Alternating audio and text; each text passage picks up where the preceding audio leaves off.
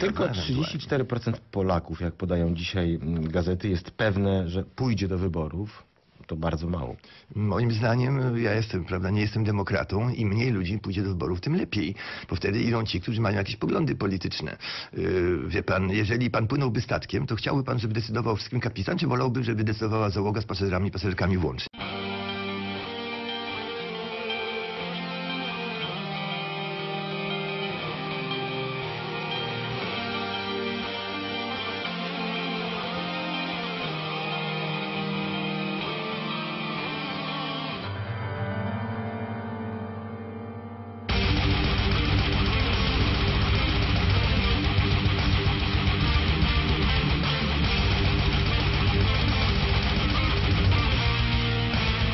Before us here is the new government of Europe, a government that with the Lisbon Treaty now has enormous powers, not just a foreign minister and embassies, not just the ability to sign treaties, but the ability now to use emergency powers to literally take countries over. And yet what we've heard from the European Parliament big group leaders this morning is the demand that you take even more powers and do it even more quickly. And perhaps it's worth reminding ourselves that this treaty that gives this Commission these powers does not have democratic legitimacy in the European Union at all. You ignored referendums, you denied referendums, and you bullied the poor Irish into voting for a second time. Now I'm struck that the common denominator with this Commission is the sheer number of them that were communists or were very close to communism. Mr Barroso himself was a Maoist. Sim Kallas, far from being a student activist, was even a member of the Supreme Soviet, so a top-notch communist we have there. Baroness Ashton ran CND and still refuses to tell us whether she took money from the Communist Party of Great Britain. Now I could go on, but we'd be here for some time. But we have at least 10 communists in this Commission, and it must feel like a return to the good old days. There must be a certain nostalgia amongst the communists. Whilst 60 years ago an Iron Curtain fell across Europe. Obywatelstwo w Unii. Czy gdyby nie było tego zapisu w traktacie lizbońskim, że istnieje coś takiego jak obywatelstwo Unii Europejskiej, to by się... Unia jako cała koncepcja. Ja głosowałem przeciw i przed referendum też gdzie tylko mogłem, podawałem różne powody, wtedy byłem dobrze przyuczony do tego, teraz to już jest nieważne, bo zostaliśmy wcieleni. Podawałem różne powody, by nie wchodzić do Unii. Panowie Kaczyńscy mówili, że będą bronili suwerenności, prawda? I głosowali za traktatem lizbońskim. Święty pamięci Lech Kaczyński, który przecież jest zdrajcą w tym momencie, podpisał traktat lizboński, w wyniku czego nie wiem, państwo zauważyli. Przecież państwo mówią nawet uczciwie, że nie możemy zrobić tego czy owego, bo Bruksela nie pozwoli. No bo od 1 grudnia 2009 Polska już nie jest niepodległym państwem. Pan mówi zdrajca Lech Kaczyński, ale pierwszy raz o tym, że Bruksela coś nakazuje, to usłyszał pan po traktacie lizbońskim, czy może jednak wcześniej? Ale przedtem prezesie? nakazywała, ale można było tego nie wykonać. A po traktacie lizbońskim jesteśmy już zobligowani. To jest to delegę. Ja panu powiem rzecz szokującą.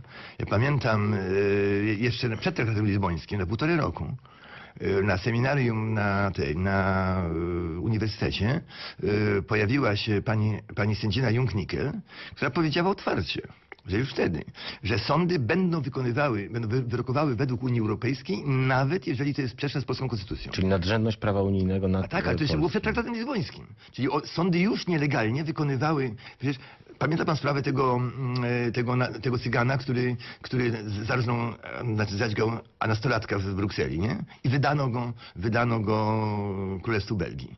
Otóż przecież konstytucja wtedy jawnie mówiła, no była jeszcze niezmieniona, w artykule 55, że ekstradycja polskiego obywatela jest zakazana. I mimo tego, że taki artykuł był wtedy w Konstytucji, sąd nakazał go wydać. No, chcę powiedzieć jasno, że ci sędziowie... Nie prowadzą. Ten sędzia, który to nakazał, w wolnej Polsce pójdzie siedzieć, tak samo jak sędziowie stalinowscy.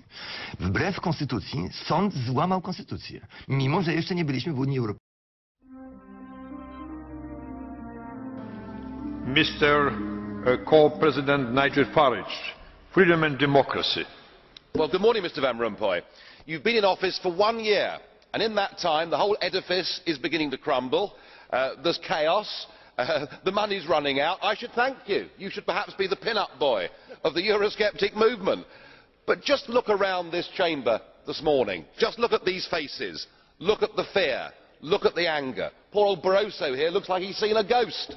You know, they're beginning to understand that the game is up, and yet in their desperation to preserve their dream. They want to remove any remaining traces of democracy from the system. And it's pretty clear that none of you have learned anything.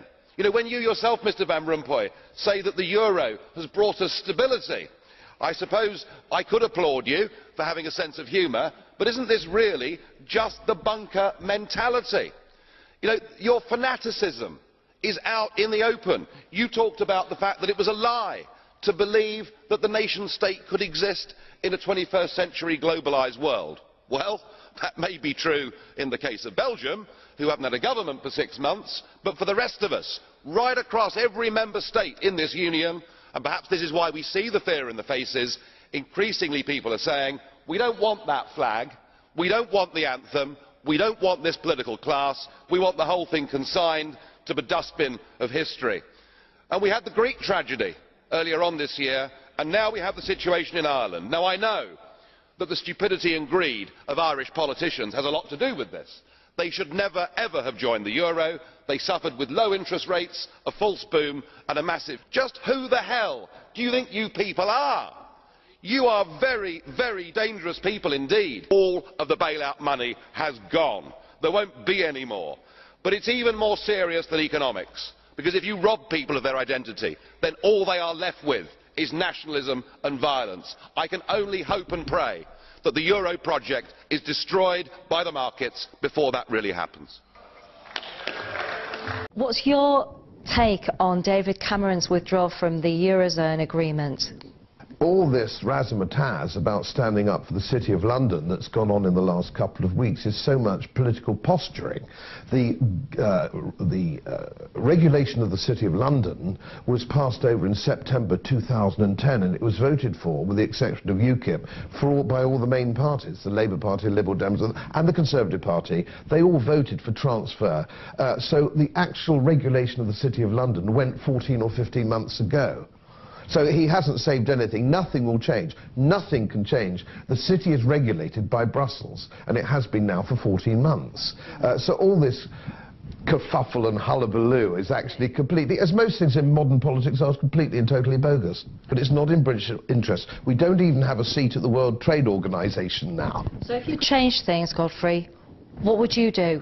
I'd come out of the entire European Union, and I would negotiate the same sort of arrangement as the Swiss have, the Norwegians have, the Turks have, and other countries, and say, look, we want to be friends, we want to trade, but we don't want all your rules and regulations, and we certainly can't afford to send £50 million a day to the European Union when we don't even know where it goes. They haven't signed off their accounts for nearly 16 years. If any of your members did that, they would be watching this in prison.